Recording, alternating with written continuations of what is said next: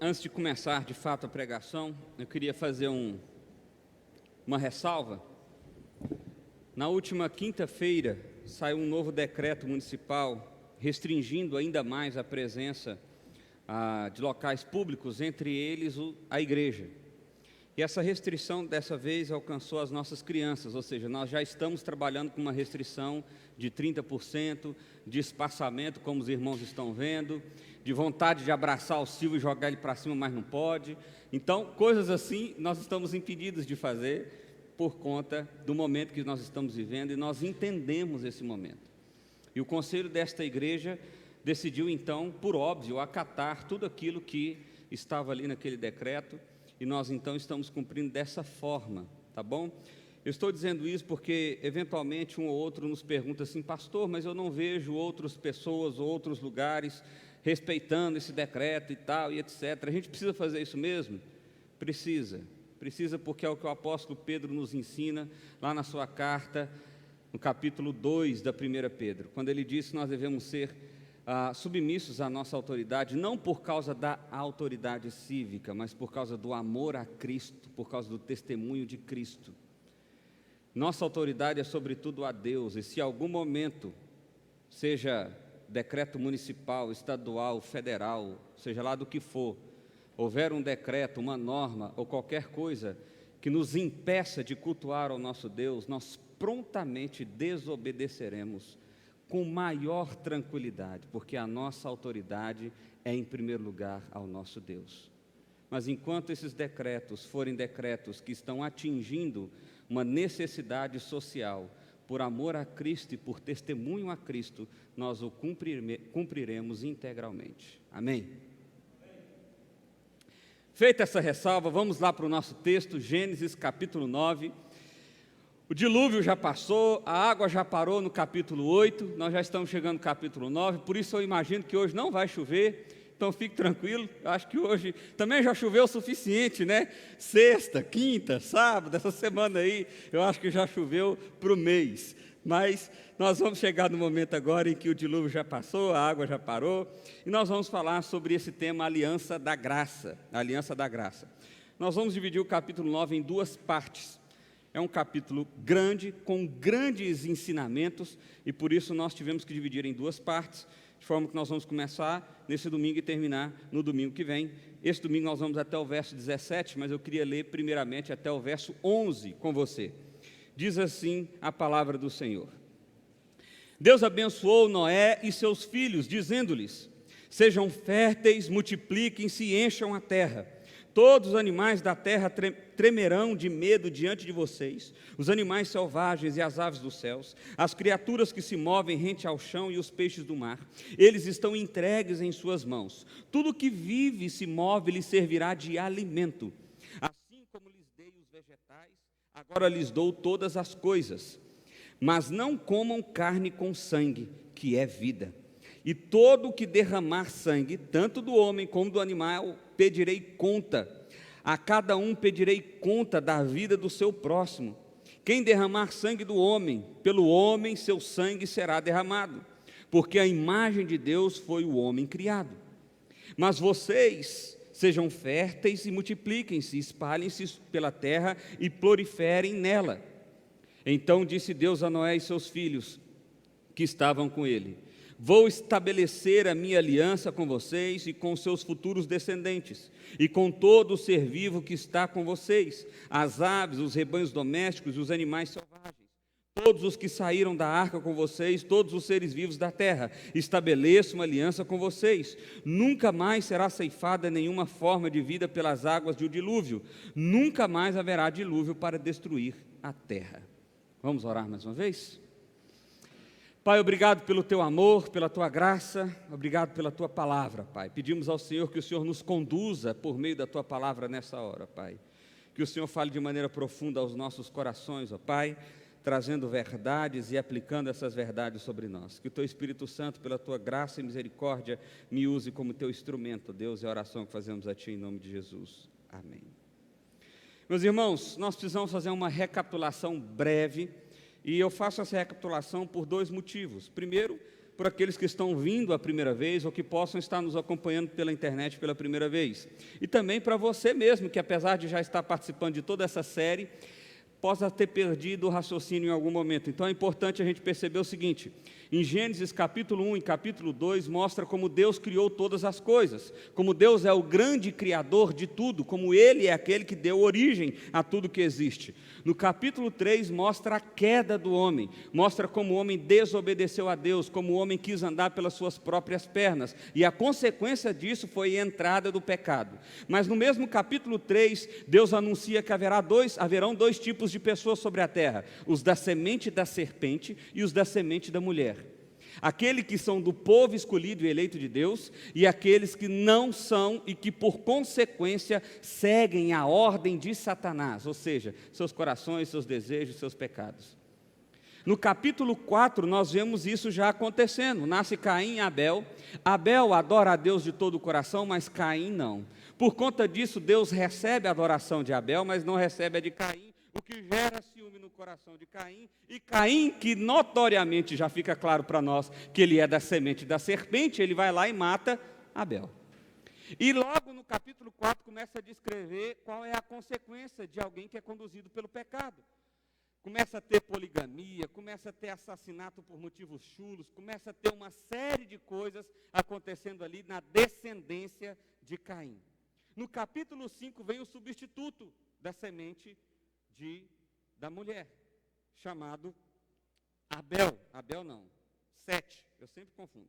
Sete, capítulo 5 vem a descendência de Sete e mostra que aquela descendência é boa. Ali tem Enoque e ali tem o nosso personagem Noé, mostrando que ali é a descendência da semente da mulher. O problema é que no capítulo 6 nós vimos que a descendência da mulher, ou a semente da mulher, age de maneira tão errada, equivocada e pecaminosa como aqueles que descendiam da semente da serpente. Ou seja, não havia como mais diferenciar nem joio, nem trigo. Todo mundo agia de maneira errada. Por causa disso, Deus se ira com a terra e decide destruir a terra sobre as águas. Mas no meio desse pessoal tinha um caboclo lá chamado Noé, um homem justo, um homem que procurava andar com Deus, viver segundo a justiça de Deus. Deus então derrama graça sobre Noé. Isso que significa achar graça. Não é que Deus achou Noé bonzinho e falou assim: vou salvar isso. Não. Deus viu a inclinação do coração de Noé para ser um homem justo, e por isso ele dispensa graça sobre Noé. Estabelece uma aliança ali de preservação e de vida, lá no capítulo 6. No capítulo 7 a gente vê que Noé constrói a arca, demora 120 anos, chama o povo ao arrependimento, mas ninguém quis ouvir. Por consequência, veio o dilúvio.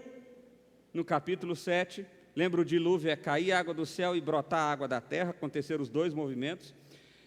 A água foi global, toda a terra foi inundada, todos os seres vivos que dependiam do nariz para respirar ou do pulmão para existir, morreram. Todos morreram, salvos aqueles que foram preservados na arca.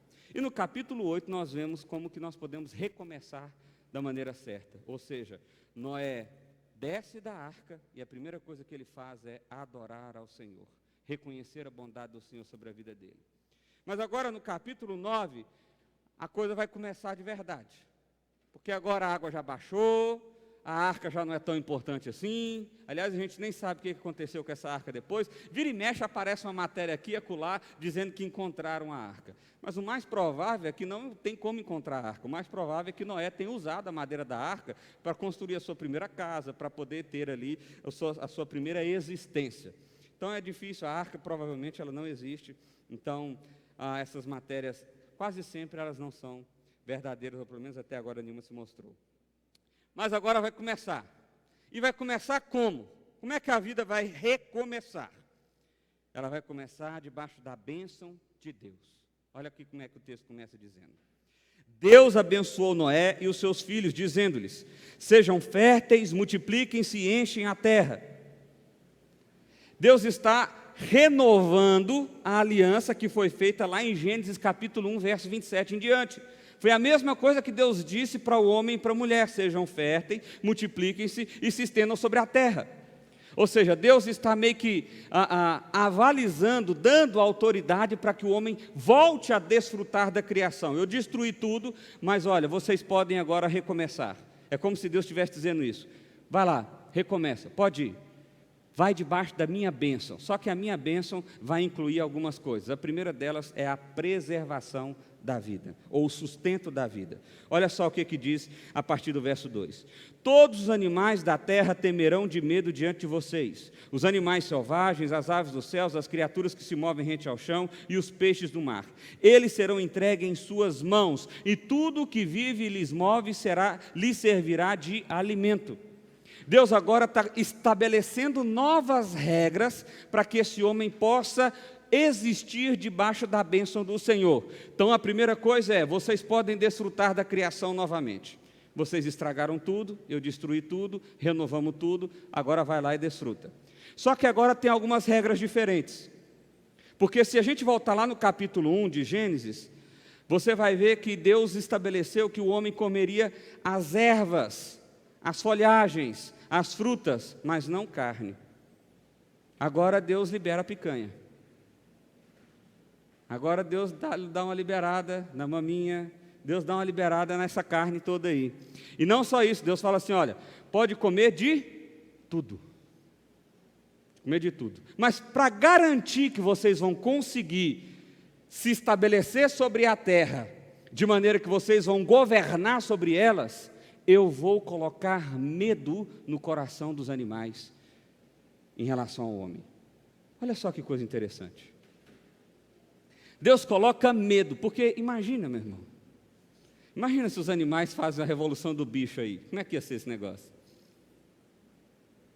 Naquela época então, que hoje você tem arma, hoje você tem outras ferramentas, mas e naquela época? Em que os animais eram um número muito maior do que os homens, afinal de contas, só tinha 8 seres humanos. Era Noé, seus filhos e sua esposa e suas noras. É isso, não tem mais ninguém, e está cheio de bicho para todo lado. Então Deus estabelece como e por que o homem iria se sustentar. Isso serve para nós hoje. Desde o início, o que nós precisamos perceber é que Deus olha para a humanidade como um pai olha para um filho, dando condições de existência, dando condições de sustento.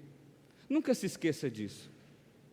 A sua capacidade de conseguir, de ganhar, de fazer, de prosperar, não vem de você mesmo.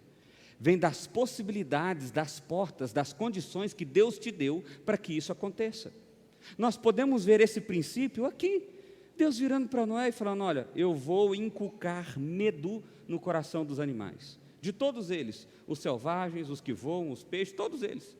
Para que assim vocês possam desfrutar de tudo isso, para que eles lhes sirva de alimento. Então Deus providencia o sustento do homem. Deus providencia o sustento do homem.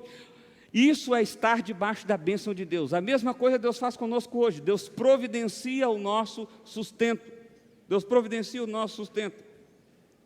E o texto continua, assim como lhe dei os vegetais, agora lhe dou todas as coisas. Ele está fazendo uma referência lá a Gênesis capítulo 1. Eu lhe dei os vegetais, mas agora eu ampliei o cardápio.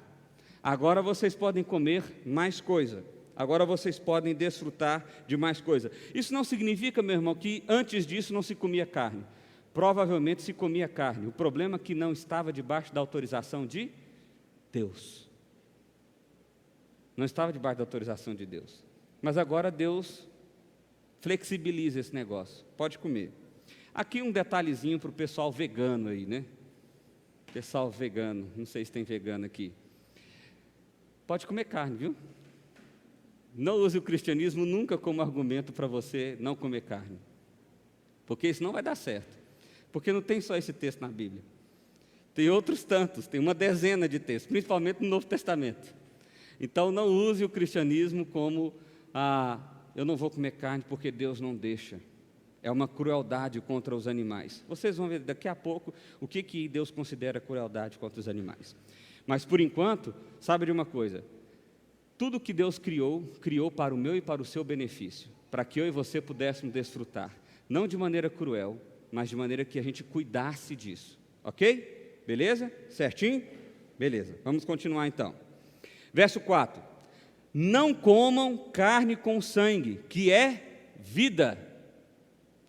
A todo que derrubar sangue, tanto do homem quanto do animal, pedirei conta. A cada um pedirei conta da vida do seu próximo. Então aqui nós precisamos estabelecer o seguinte: vocês podem comer da carne, mas tem um detalhe: não comam do sangue, ou não comam do sangue que é vida. O que Deus está estabelecendo aqui? E aí ele faz uma distinção entre animais e seres humanos e pessoas. Isso aqui significa pelo menos três coisas. A primeira delas é o seguinte: vocês não podem comer como os animais comem. Vocês não são irracionais. Animais vão lá, você já viu Discovery? No shopping, quando a gente passa, sempre aquela imagem na televisão é do pessoal o tigre comendo o bichinho lá, né? Ele vai na hora, ele vai, come, e ali ele não fica esperando o sangue descer, fica? Não fica, ele come enquanto a carne está quente. Justamente ele deixa depois para o urubu ir lá. Ele está dizendo o seguinte: vocês não são animais. Vocês podem desfrutar de tudo, eu criei vocês de maneira especial, e a primeira coisa que vocês precisam perceber é que vocês não são animais. Vocês não agem como animais, vocês não são movidos apenas pelo instinto. A segunda coisa que não comer sangue significa é não seja cruel. Não coma animal vivo. Não haja com crueldade ao se alimentar dos animais. Lembra que eu falei que logo a gente veria como que significaria isso? Nós precisamos cuidar. Significa, meu irmão, que nós não podemos agir com crueldade. Deus deu para nós, para o nosso desfrute, para o nosso cuidado, para o nosso alimento, para o nosso sustento, e nós devemos cuidar disso com carinho, com amor e da maneira certa, sem crueldade no coração. Mas, sobretudo, o que esse texto significa é que o sangue aponta para uma realidade futura. Que realidade é essa? Cristo. Porque é o sangue que é o que Deus escolhe como fonte pagadora dos nossos pecados. Isso fica mais claro para nós quando nós nos adiantamos na Bíblia e nós vamos lá para o texto de Levítico 17, 10 a 14, que diz o seguinte, não está aí projetado, me perdoe por isso, mas diz o seguinte: todo israelita ou estrangeiro residente que comer sangue de qualquer animal, eu me voltarei contra esse que comeu sangue, e o eliminarei do meio do meu povo, pois a vida da carne está no sangue, e eu dei a vocês para fazerem propiciação por si mesmo no altar. É o sangue que faz propiciação pela vida. Por isso digo aos israelitas: nenhum de vocês poderá comer sangue, nem também o estrangeiro residente. Ou seja, lá na frente, na lei de Moisés, é demonstrado para nós por que não poderia se comer sangue, porque o sangue representava aquilo que Deus iria fazer por mim e por você. Deus escolheu o sangue de Cristo na cruz do Calvário como fonte pagadora dos nossos pecados. Por causa disso, em todo o Antigo Testamento, o ritual, para relembrar, ou para lembrar disso que estava por vir, ou para saber disso que estava por vir, era o sacrifício de animais. Seja o boi, seja a cabra, seja a pomba, depende da condição social de cada família. Se aspergia o sangue, se derramava o sangue no lugar certo do tabernáculo e se despachava a carne e as outras coisas do jeito que tinha que fazer. Porque havia um aspecto de representação. Aqui é como se Deus estivesse dizendo o seguinte: olha, nunca ache que você vai ser salvo pelas suas próprias mãos. Não existe salvação naquilo que você pode fazer. Não existe salvação naquilo que você pode fazer. Confie em mim. Eu estou te dando sustento, então confie em mim. Sabe aquele negócio que a gente vive fazendo? De falar assim: Deus, olha, eu estou querendo fechar esse negócio aí, estou em oração aqui, estamos firmes aqui, e eu estou acreditando que esse negócio vai dar certo, Deus, e eu estou super empolgado e tal, e de repente aquele negócio vem, e a palavra de Deus claramente lhe ensina que você não deve ir naquela direção. Por causa da motivação do coração que é pecaminosa, por causa do modelo do negócio que é pecaminoso, não sei qual é a razão, mas a palavra de Deus te instrui e diz: não vai, e você diz: eu vou. É como se você estivesse dizendo assim: Deus, eu sei que você me deu a carne, mas eu quero o sangue também, eu quero fazer do meu jeito, eu quero voltar. Meu irmão, a representação aqui do capítulo 9 é quase que um retorno ao que aconteceu no capítulo 3 de Gênesis. Imagine que o sangue aqui é justamente a fruta proibida. vocês podem comer de tudo, menos da fruta proibida. Vocês precisam confiar em mim. Vocês precisam confiar em mim. Vocês podem comer de tudo, eu lhe dou todos os animais, vocês podem desfrutar de tudo, mas não bebam do sangue. Não comam do sangue, porque o sangue é vida, vida que eu vou manifestar sobre vocês. E isso significa, ao fazer isso, que você precisa confiar em mim. Mas essa altura do campeonato, você está pensando assim, pastor, eu gosto de uma carne mal passada. Eu gosto tanto de uma picanha. Pastor, picanha bem passada não presta. Olha o gaúcho aí, ó.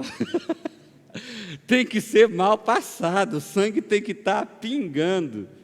Lembra, nós estamos falando de um período do Antigo Testamento, onde princípios ainda são válidos, mas leis podem ter sido substituídas. E foi exatamente o que aconteceu no que diz respeito ao sangue.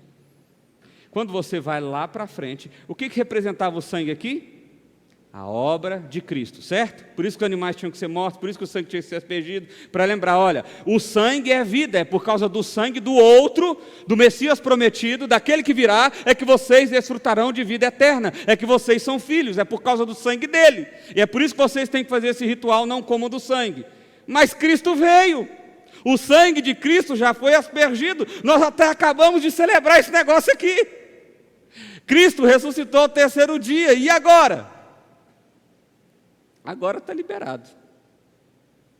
Pode comer picanha mal passada. Tem isso na Bíblia, pastor? Tem. O próprio Jesus, em Marcos capítulo 8, ele vai falar sobre isso, como ele purificou todos os alimentos. Se você for para Romanos 14, você vai ver que há uma briga, uma discussão entre aquele que comia animal A ou B, e Paulo diz, olha, vocês não podem discutir isso. Isso não faz parte mais da doutrina, isso não faz parte mais da realidade. Os animais puros ou impuros, o sangue ou não sangue, representava alguma coisa referente a Cristo. Mas Cristo agora veio, e por causa da vinda de Cristo, nós somos livres. O aspecto representativo acabou. Por isso, meu irmão, não faz sentido a gente pegar um chofar e tocar aqui no culto e pá, pá, pá, pá, pá, anunciando como se o Espírito do Senhor fosse vir agora por causa disso. Não faz sentido a gente fazer uma representação da Arca da Aliança do Antigo Testamento e colocar sobre esse altar, e agora as pessoas tocarem a mão aqui para serem curadas. Não faz sentido. Não faz sentido eu me vestir como um sacerdote do Antigo Testamento, cheio de estola toda bonita, da estrela de Davi, sei lá mais o quê, e começar a orar para as pessoas, para que as pessoas possam ser curadas ou prosperas, ou qualquer coisa desse sentido. Não faz sentido, porque tudo isso tinha um aspecto representativo, apontava para a obra de Cristo Jesus. Cristo veio, Cristo cumpriu, Cristo realizou, e agora acabou. Quando eu vivo nessas regras, o que eu estou dizendo? Cristo ainda não veio. Cristo não é o suficiente. É sério isso, não é? É sério isso. É sério isso. Então, que bom que esse texto está aqui, que a gente pode falar sobre isso.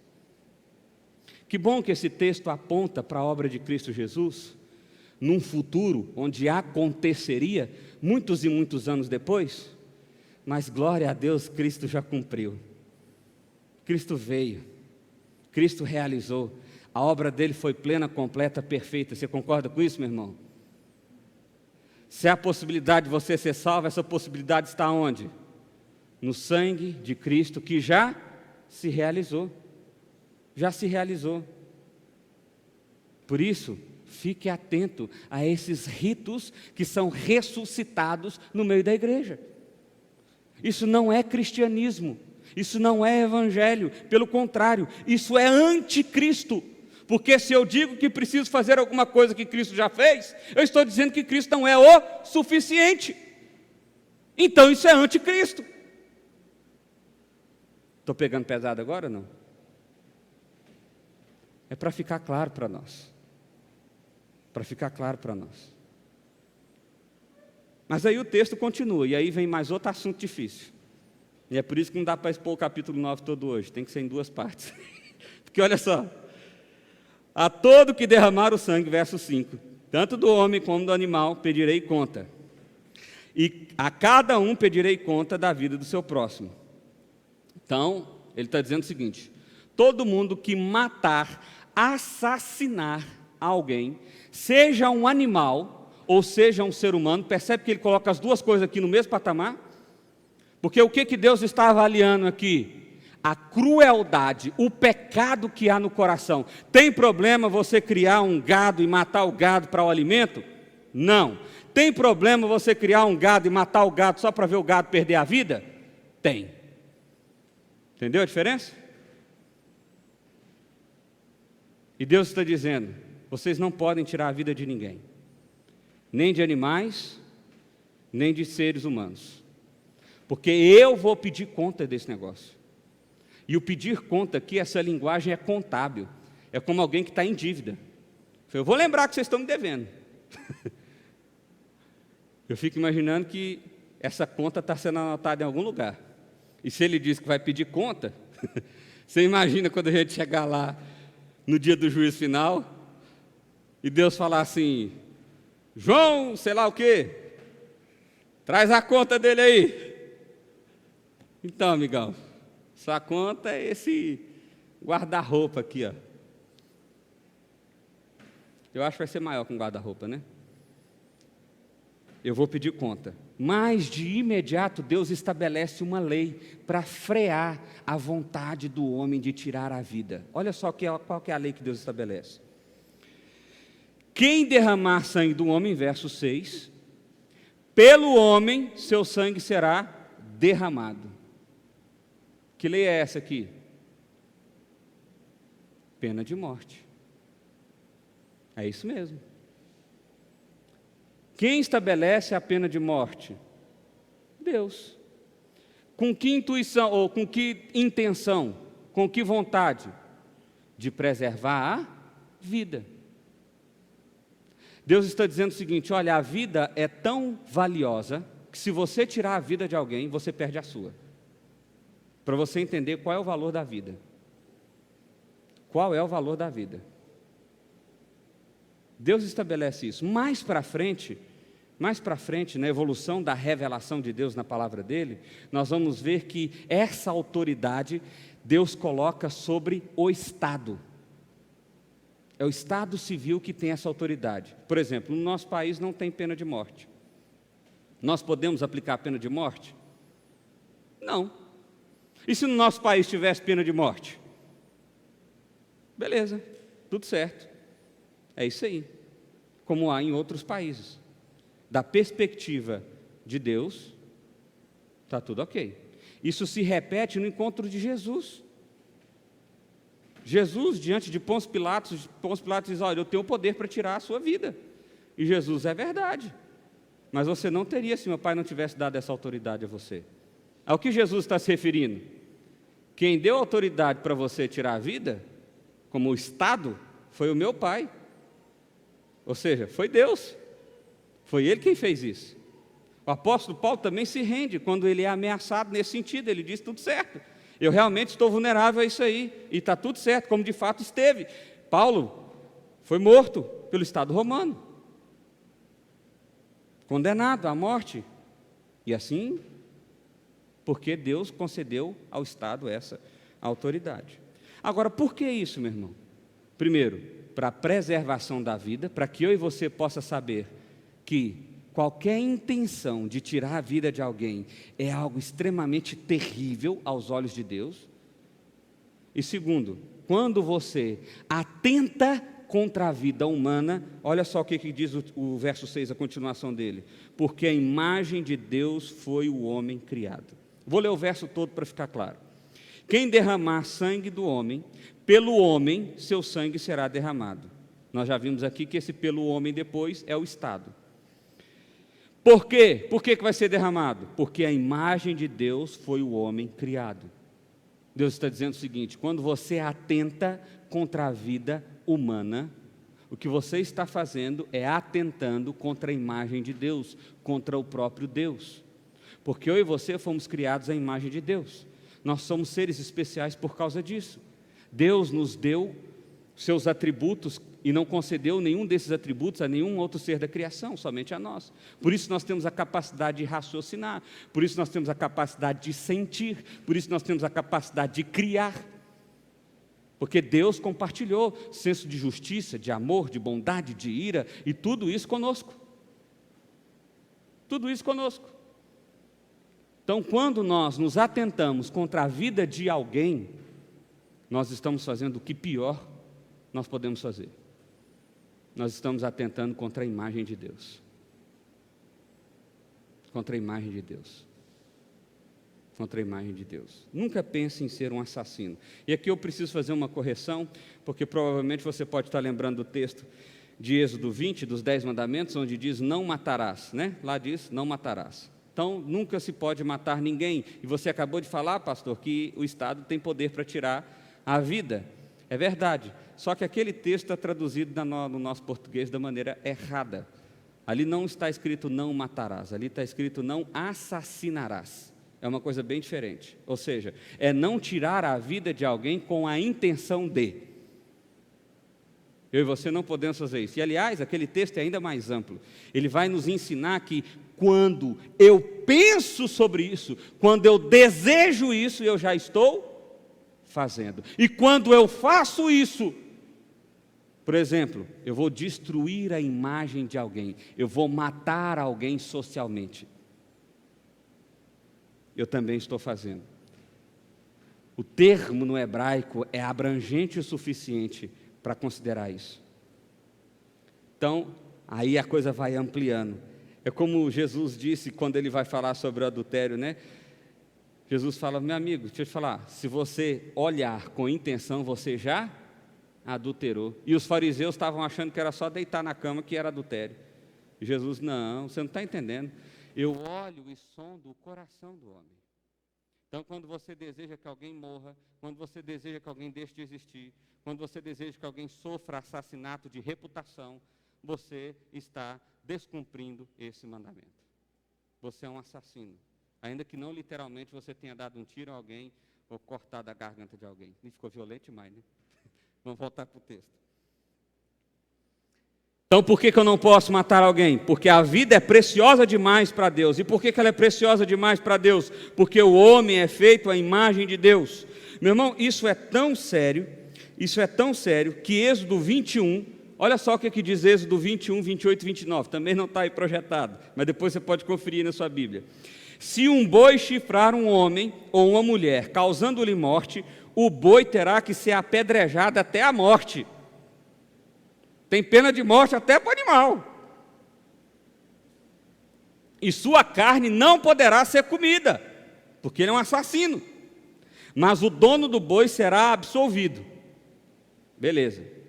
Se todavia o boi costumava chifrar, e o dono, ainda que alertado, não manteve preso o boi, e o boi matar um homem ou uma mulher, o boi será apedrejado e o dono também terá que ser morto. Lei de Deus. Entendeu qual é o valor da vida? Por que Deus está estabelecendo isso aqui, meu irmão? Porque quando o pecado entrou no mundo em Gênesis capítulo 3, qual foi a primeira coisa que aconteceu em Gênesis capítulo 4? Um irmão matou o outro. E no decorrer de toda a narrativa de Gênesis capítulo 4, você tem os descendentes de Caim dizendo, eu matei uma criança porque ela zombou de mim, eu matei um velho porque ele falou mal de mim. Desvalorizou a vida, banalizou a vida. Então agora Deus está dizendo, olha, vocês vão recomeçar, vocês vão começar de novo, mas agora vocês vão começar debaixo da minha bênção, desde que vocês sigam as minhas instruções. Que instruções são essas?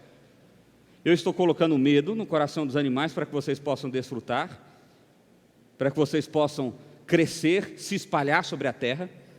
E eu também estou colocando uma lei para mostrar qual o valor da vida, para que não aconteça o que aconteceu lá em Gênesis capítulo 4 com Caim e com Abel. E aí o verso 7 diz, mas vocês sejam férteis e multipliquem-se, espalhem-se a terra e proliferem nela. Só seria possível fazer isso se estivesse debaixo da bênção do Senhor, se tivesse o sustento do Senhor e se cumprisse a lei do Senhor. Ora, pensa o seguinte, são 4 pessoas, Se um começa a matar o outro, como é que multiplica? Como é que prolifera? Como é que a coisa vai? Não vai. Então, deixa eu colocar uma lei aqui para vocês mostrarem, para vocês perceberem qual é o valor da vida. O texto continua, segundo lugar. Verso 8 diz assim: então disse Deus a Noé e seus filhos, que estavam com ele: vou estabelecer a minha aliança com vocês e com seus futuros descendentes, e com todo ser vivo que está com vocês, as aves, os rebanhos domésticos, os animais selvagens, e todos os que saíram da arca com vocês, todos os seres vivos da terra. Estabeleço uma aliança com vocês, nunca mais será ceifada nenhuma forma de vida pelas águas de um dilúvio, nunca mais haverá dilúvio para destruir a terra. Essa palavra aqui, estabelecer, vou estabelecer, também pode ser traduzida por vou confirmar, porque lá em Gênesis capítulo 6, verso 18, Deus já disse: eu vou estabelecer uma aliança com você. Então agora no capítulo 9, aquilo que foi prometido no capítulo 6, está sendo confirmado, cumprido. Por causa de Noé, a bênção de Deus havia entrado por toda a terra. Por causa da aliança de Deus com Noé, a bênção de Deus agora estava sendo instrumentalizada por meio de Noé, e não parava em Noé, o que significa que a bênção de Deus, a aliança de Deus, é abrangente.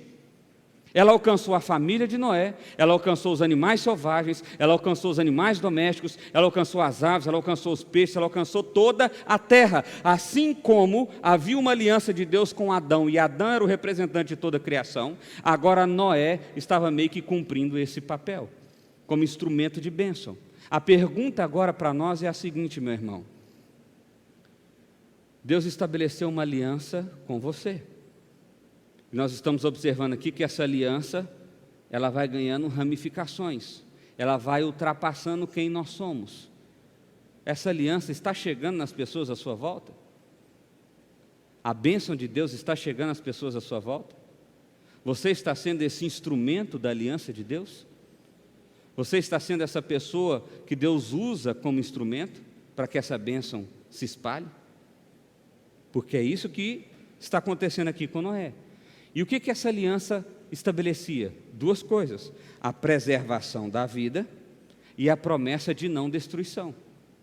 Eu não vou destruir mais o mundo por causas naturais. E é comum que Deus tivesse dito isso. Sabe por quê? Noé acabou de sair com seus filhos e suas noras lá da arca. E agora? E o medo? Será que vai chover de novo? Será que vai brotar água da terra de novo? Será que vai acabar tudo de novo? E agora? Por isso que é bom, como a gente teve uma chuva, acho que na sexta-feira, não foi? Me engane, me corrija se eu estiver enganado. Sexta-feira teve uma chuva muito forte aqui, né? Sabe por que essa chuva parou? Porque lá atrás Deus estabeleceu uma aliança com Noé. Por isso que essa chuva parou. Tem tsunamis, tem catástrofes, tem furacões, mas sabe o que eles têm sempre em comum? Eles acabam, eles param. Já percebeu isso? Eles param. Por que eles não destroem, arrebentam e não continuam? Porque lá atrás foi estabelecida uma aliança com Noé. E essa aliança consistia que o mundo não seria destruído mais por causas naturais. Não seria. Apocalipse capítulo 20 diz que o mundo vai ser destruído novamente. Mas agora Deus, ou Jesus, vai vir como fogo dos céus, em chama de vingança, e vai destruir toda a terra. Será algo extraordinário vindo da parte de Deus. Não vai ser meio que um meteoro caindo sobre a terra. Vai ser um negócio muito pior do que isso. Vai ser a ira de Deus sendo derramada sobre nós. Deus estabeleceu uma aliança de bênção e proporcionou a possibilidade de vida. E nós precisamos perceber isso. Terceiro lugar, o texto continua. E Deus prosseguiu: este é o sinal da aliança que estou fazendo entre mim e vocês, e com todos os seres vivos que estão entre vocês, para todas as gerações futuras. Então, eu vou estabelecer um sinal, para que vocês vejam a minha aliança, para que vocês percebam e se apropriem da minha aliança. Essa aliança, Noé, não é só com você e com a sua descendência, mas é também com a descendência futura, é com quem vai vir pela frente, é comigo e com você. Essa aliança chega em nós, e diz o verso 13: o meu arco que coloquei nas nuvens, será o sinal da minha aliança com a terra. E quando eu trouxer nuvens sobre a terra e nelas apareceu o arco-íris, então me lembrarei da minha aliança com vocês e com os seres vivos de todas as espécies. Qual é o sinal da aliança? o arco-íris. O arco-íris é o sinal da aliança. Você já viu um arco-íris? Acho que todo mundo já viu um arco-íris, né? Próxima vez que você vê um arco-íris, você tem que lembrar assim: isso é o sinal do amor de Deus por mim. Isso é o sinal da aliança de preservação e de vida que Deus me deu. Deus estabeleceu essa aliança milhares e milhares e milhares e milhares de anos atrás. E agora Ele fez um sinal visível. E esse sinal, Ele diz que tem um propósito. Olha só o que diz o verso 15. Então me lembrarei da minha aliança com vocês e com os seres vivos de toda a espécie. Não é que Deus está se esquecendo, não é que corre o risco de Deus esquecer a aliança que Ele fez. Ele está dizendo isso no sentido didático. É como se um pai se ajoelhasse para falar com um filho que ainda não tem capacidade de entender e conversasse na linguagem dele. Ele está dizendo o seguinte: olha, essa aliança serve para que eu e você possamos lembrar de que existe uma relação entre nós. Essa relação consiste na preservação da vida, no sustento da existência. Você vai lembrar que no fim do capítulo 8, Deus prometeu, por causa da aliança, porque Noé tinha feito chegar um aroma agradável ao Senhor, Deus prometeu que as estações do ano seguiriam corretamente, de forma que toda vez que se plantasse, haveria colheita. Deus mais uma vez está dizendo: olha, eu amo você, eu tenho uma aliança contigo, e como eu sei que o seu coração é frágil, como eu sei que os dias difíceis, quando chegarem, você pode se esquecer, eu vou estabelecer um sinal para que você possa se lembrar, se despertar do meu amor por você. É isso que Deus está fazendo aqui. É isso que Deus faz no batismo. É isso que Deus faz na ceia. É Ele trazendo à nossa memória: eu não me esqueci de você. Eu não me esqueci de quem você é. Eu não me esqueci do pacto que eu tenho contigo. Eu não me esqueci da aliança, da graça que eu fiz com você. Porque perceba, essa aliança aqui agora não requer nada do homem. A primeira aliança dizia: não pode comer do fruto. Até agora Deus não disse não pode a hora nenhuma. Não havia nada que o homem pudesse fazer aqui que iria fazer com que essa aliança seja descumprida.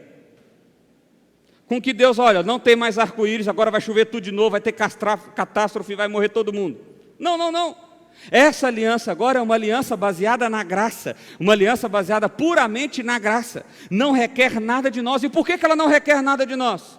Porque essa aliança não é sustentada por aquilo que eu e você possamos fazer. Ela é sustentada, no caso aqui, pelo sangue que haveria de ser derramado, ou hoje, por causa do sangue de Cristo que foi derramado. Entendeu?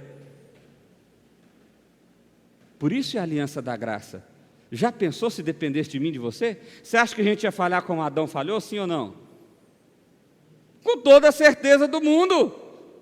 Se dependesse de nós, ia ter dilúvio a cada 10 anos. Eu não sei se ia dar 10 anos. Se dependesse de nós, a terra seria completamente destruída há muito tempo. Não haveria vida. Não haveria sustentação natural da vida. Mas por causa da graça, essa aliança não se perde. Nunca mais as águas se tornarão em dilúvio para destruir toda forma de vida. Toda vez que o arco-íris estiver nas nuvens, entre Deus e todos os seres vivos de toda a espécie que vivem na terra. Concluindo, disse Deus a Noé: este é o sinal da aliança que estabeleci entre mim e toda forma de vida que há sobre a terra. Deus tem uma aliança contigo, que não depende de você. Essa notícia é boa demais, meu irmão. Deus tem uma aliança contigo que não depende de você.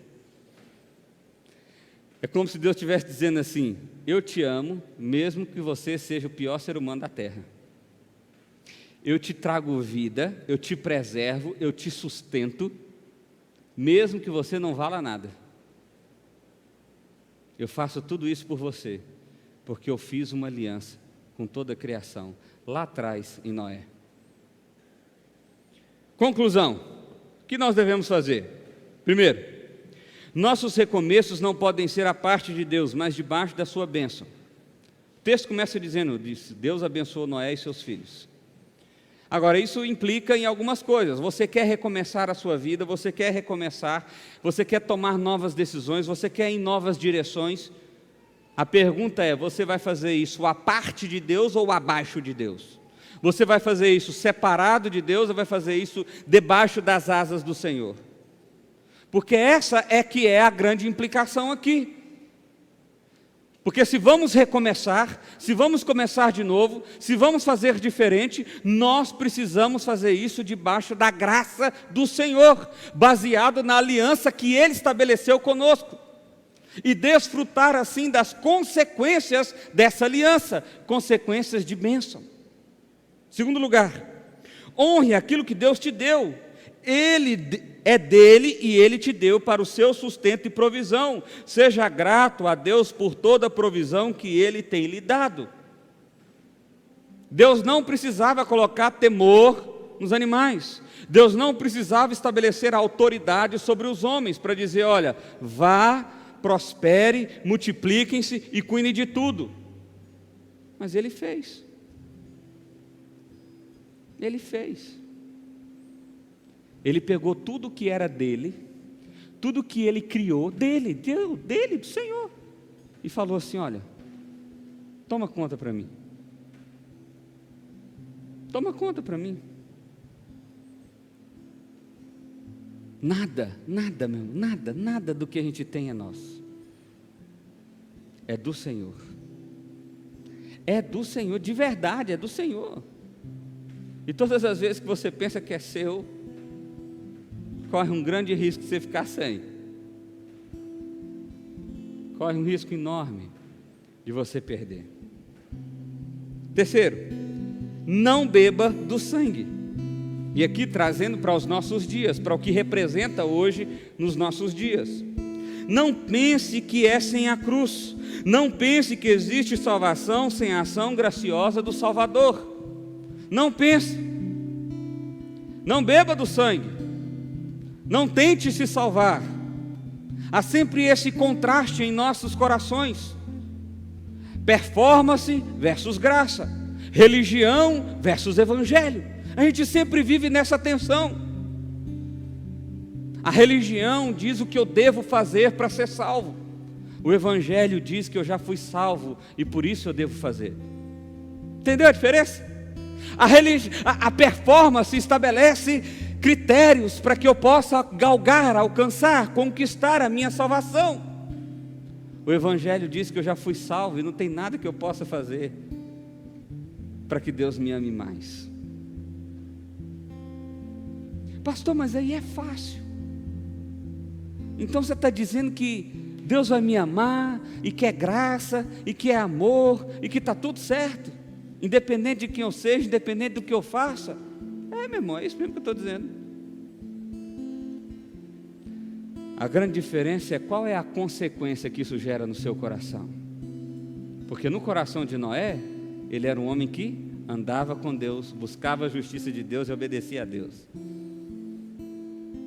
Se o evangelho de verdade alcançou o seu coração, o seu desejo vai ser andar com Deus, buscar a justiça de Deus e obedecer a Deus.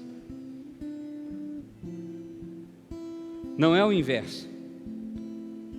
Não tem como você fazer essas coisas antes de ter sido alcançado por Ele. Não tem como você fazer essas coisas antes de ter sido amado por Ele, antes de ter sido percebido por Ele. É graça. Não beba do sangue. Você pode se decepcionar, meu irmão. Passar anos frequentando uma igreja, passar anos achando que está se relacionando com Deus, cumprindo todas as normativas da religião, e de repente você chegar lá na eternidade e disserem para você, seu nome não está na lista. Mas eu cumpri todos os requisitos. Então, mas o seu coração nunca esteve em Cristo. O seu coração estava em submissão ao pastor. O seu coração estava em submissão à igreja. O seu coração estava em submissão à denominação. O seu coração estava em submissão à religiosidade que você mesmo gerou para si. mas o seu coração nunca esteve submisso a Cristo e por isso o seu nome não está na lista. A quem nós somos submissos? Se for a Cristo, olha só o quarto: seja santo, não se dê à violência, preserve a vida, não pratique a morte, porque era isso que Deus estabeleceu. Olha, qual era o problema do capítulo 4 de Gênesis, da geração de Caim? A violência tomou conta da terra, a vida foi banalizada e não tinha valor. Então agora eu estou preservando vocês, salvando vocês, amando vocês, estabelecendo uma aliança com vocês, para que vocês vivam, para que vocês valorizem a vida, para que vocês amem viver. Isso serve para nós também que desejamos a morte. Deus te deu vida, Ele te deu gratuitamente, Ele te faz sustentar, viver, para que você viva de maneira bela, para que a vida seja algo que provoque coisas boas em você. A vida não é enfadonha, a vida não é pesada, a vida não é um desastre, não. A vida é cheia de dificuldades, a vida é cheia de percalços, mas a vida em si é um presente de Deus, um lindo presente de Deus. Quinto lugar, Deus não se esquece de sua aliança, por isso temos o arco-íris, a Santa Ceia, o batismo. É Deus demonstrando o seu amor de maneira clara sobre nós. É Deus dizendo uma vez e mais uma vez: olha, eu tenho uma aliança contigo, eu tenho uma aliança contigo, eu tenho uma aliança contigo, eu tenho uma aliança contigo. Eu me lembrarei, diz o Senhor. Eu não me esquecerei, diz o Senhor, porque eu tenho uma aliança contigo.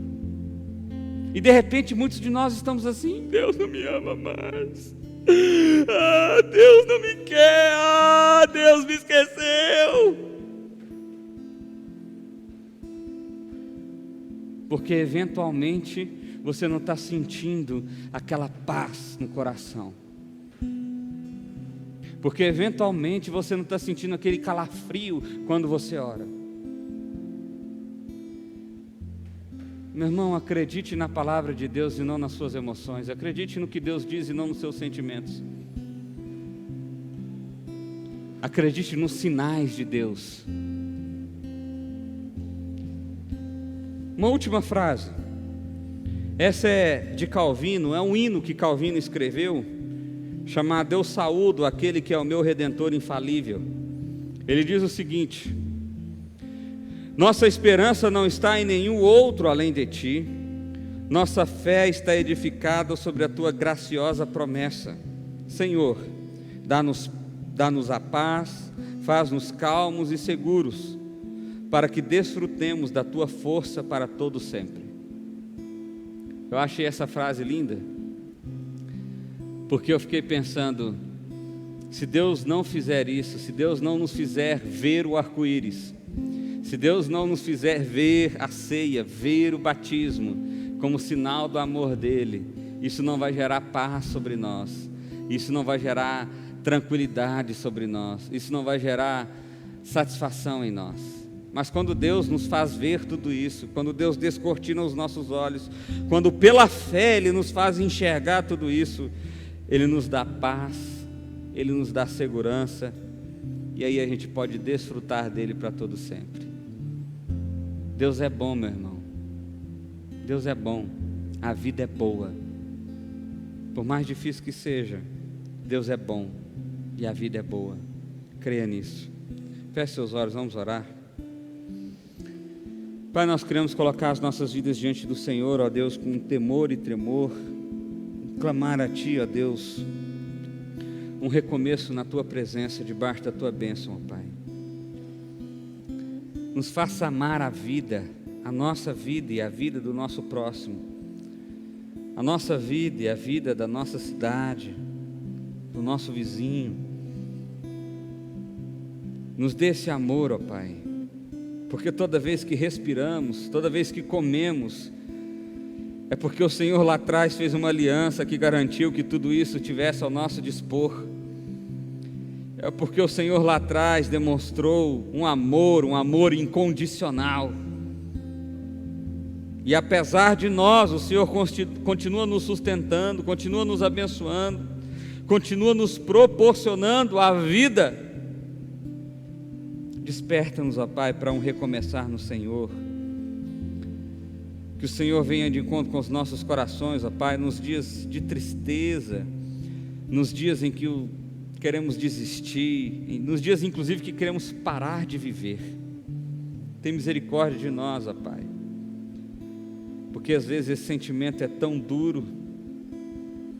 Clamamos a Ti, vem com Teu Espírito Santo e nos faça enxergar os Teus sinais, nos faça enxergar o Teu arco-íris, nos faça enxergar o Teu amor, nos faça enxergar a Tua aliança, nos faça enxergar a Tua graça, nos faça enxergar a Tua misericórdia, nos faça enxergar a Tua paternidade, ó Pai, nos faça enxergar a Tua herança, nos faça enxergar a Tua esperança, Pai.